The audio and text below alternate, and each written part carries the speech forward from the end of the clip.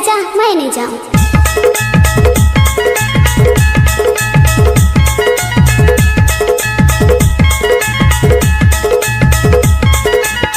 इलाका किसी का हो धमाका महमूद भाई का होगा।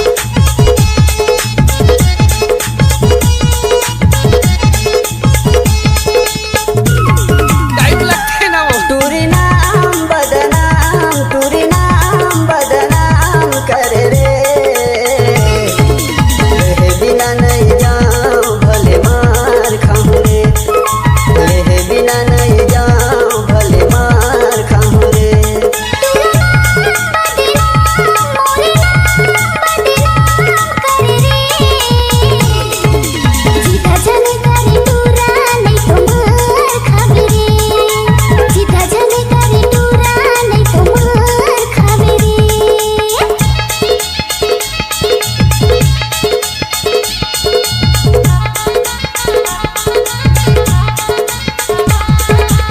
महेंद्र रोशन खान